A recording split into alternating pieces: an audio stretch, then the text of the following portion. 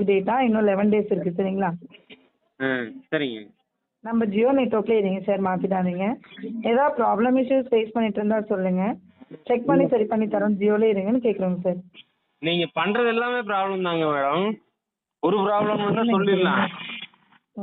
நீங்கள் பண்ணுறது எல்லாமே ப்ராப்ளம் தான். தமிழ்நாட்டு மக்கள் எல்லாம் சீரழியுது ரீசார்ஜ் பண்ண முடியாமல். டாரிஃப் ஹைக் பண்ணியிருக்காங்க, அதை சொல்கிறீங்களாங்க சார்? ஆமாம் ஆமாம். டோன்ட் வரி சார், இந்த ஸ்பெசிஃபிக் நம்பருக்கு டிஸ்கவுண்டபிளாகவே நான் ஆஃபர் பண்ணி கொடுப்பேன் இல்லைங்களா? நீங்கள் இதை பார்க்கலாம் இல்லைங்களா கேட்குறோம். நீங்கள் இந்த மாதிரி பண்ணால் எப்படி மேடம் ரீசார்ஜ் பண்ண முடியும்? ஓகே. அதனால நாங்கள் எல்லாம் நெட்வொர்க் மாறுறோம். இப்போ எங்கள் கம்பெனியில் 100 பேர் மாறிட்டோம்.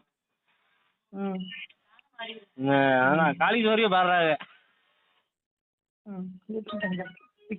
எல்லாருமே மாறிடுவோம். நீங்கள் அவருக்கு கூப்பிட்டு சொல்லிடுங்க அம்பானிக்கு. சார் நான் உங்களுக்கு ரெஸ்பெக்ட் பண்ணுறேன் சரிங்களா? கேட்குதுங்களா? சொல்லுங்க கேட்குது. ஸ்பெசிஃபிக் நம்பருக்கு இப்போ டாரிஃப் ட்ராய் அப்டேட் பண்ணுறதா டாரிஃப் வந்து ஹைக்கிங் பண்ணியிருக்காங்க, நான் அது இல்லைன்னே சொல்லலை சரிங்களா?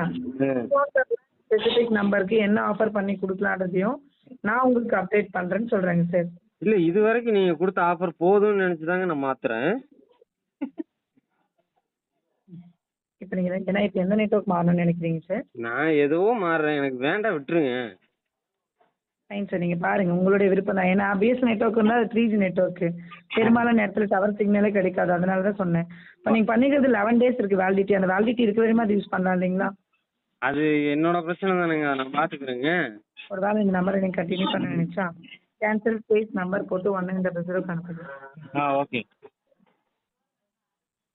தேங்க்யூ.